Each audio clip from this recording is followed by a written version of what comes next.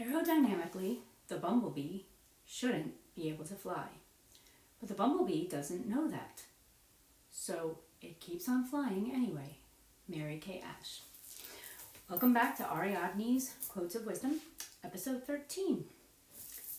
Do you like my little bumblebee garb? It's kind of funny actually that this one is about bumblebees. I've kind of had a little bit of run-ins, I guess you would say, or a little bit of a theme of bumblebees lately. The reason that I actually have this is I didn't actually get it for this particular quote. Just recently we had a concert. I am a band director and musician, and we had a concert that I conducted, and we did this little piece called Creepy Crawlies, and it's a little fun piece where the kids are playing along, and the trumpets actually take out their mouthpiece and they do this little buzz on their mouthpiece where it's like zzz, and then all the kids stomp at this one point and squish the bug, and then we play a little funeral march right after that. You know, the da da da da da da da da da da da. And as the conductor, and I work at the school with another friend of mine, and she actually came up with the idea, and the kids all kind of got these little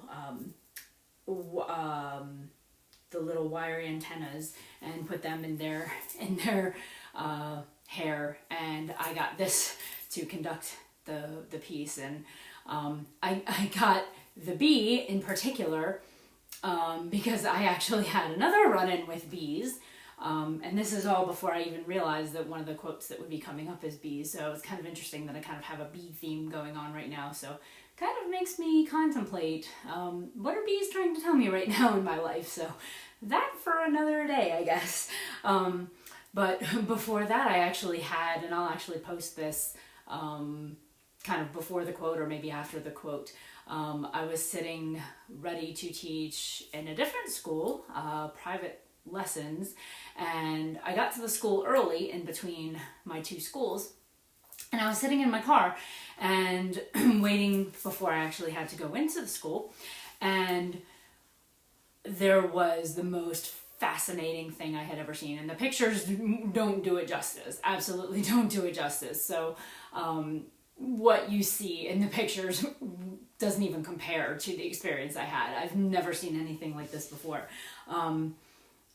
It was kind of like a field in front of me, and the biggest swarm of bees I had ever seen. I don't know if there was, and I really need to research this actually, I don't know if there was kind of like a beekeeping place somewhere around it. I know there's not one at the school. I asked the children, and there was the biggest swarm of bees I have ever seen. I mean, thousands of them just flew across, and they just kind of kept swarming all across.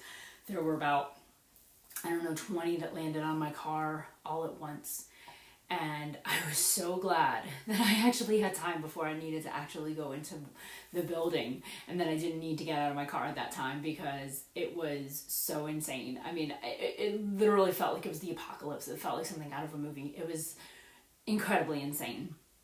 So I don't know what bees are trying to tell me. My friend actually posted something online too about bees, and that they're trying to attract bees in their backyard with their flowers to pollinate and kind of pollinate their flowers a little bit better. And they're trying to attract bees with their copper wires and everything, that they're copper stakes that they're designing and putting them in their flowers. So kind of a little bit of a bee theme. Coincidences, it's kind of like once you see something, you just kind of keep seeing more of it. But anyway, I digress. I just find it very funny. So back to the actual quote. So aerodynamically, the bee does not even know that it shouldn't be able to fly, but it keeps flying anyway. That kind of goes hand in hand with another quote. It's funny how I kind of reference one quote with another quote. But, another quote is, if you think you can, you can. If you think you can't, you can't. We can do anything we put our minds to. And it's really so much about our mindset. So if we really tell ourselves and constantly have affirmations and constantly believe that we can do something, you know, like Dumbo, the story of Dumbo and the feather.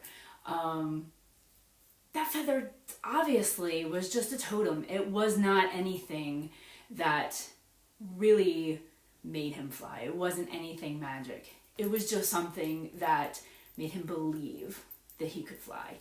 It's you know, just the placebo effect. Your mind, the mind over matter, is so potent. And, you know, bees have wings, and it's just something that they do. And it's just passed down through the generations of bees. They see other bees doing it, and however it started with the first bees that did it, you know. I don't know how it wound up happening. Maybe for whatever genetically occurs in their brains, or habitually occurs in their brains. They saw other creatures with wings and decided that they should be able to do the same things because they somehow knew. And obviously this is not an actual brain neurological process, because animals like that don't think. Creatures, insects don't think like that. But then they just inherently, intrinsically, physiologically kept passing that down. And I truly believe that if we have the right mindset, that we can accomplish and overcome so much. There are people who have beaten cancer that doctors can't explain it other than a miracle. There are people who, you know, I've referenced in other episodes about, you know, people who find the strength in themselves to, you know, save a baby from underneath a car, find this incredible strength. So I truly believe that if you don't think that you can do something, sure, you can't. And saying that you can't is, you know, a lot of people say that's a 4-letter word, you know, a dirty word, a bad word, a curse word, is the word can't. The word can't is something that is so much more powerful in a negative sense than so many other things. And even if telling yourself that you can do something seems silly, if it seems like, you know, a lot of my episodes almost kind of connect themselves and are kind of woven together. Referencing another one, that having hope, back to another one of mine, that what is the harm in hope? All it can do is give you a possibility of being able to possibly do something. And what can you gain from it is the possibility of being able to do something. And if you don't succeed, then you lost nothing, but you have the possibility of gaining something. So if you always maintain the thought process that you can do something, you have absolutely nothing to lose, but you do have everything to gain. So if you maintain that positive mindset, and always look forward, always still maintain that realism, so that if you do fail, that it doesn't set you back so far that you literally give up all hope and that you backtrack on anything or just stop trying. You always have to have that sense of realism, though, and be down to earth about it. But if you still maintain that sense of, I can do anything I put my mind to, and know that success is just a string of failures over and over and over again, but you can succeed. You can do anything that you put your mind to, within reason. But everything is possible inside your brain. So keep trying, keep achieving, and do anything you set your mind to. Peace out.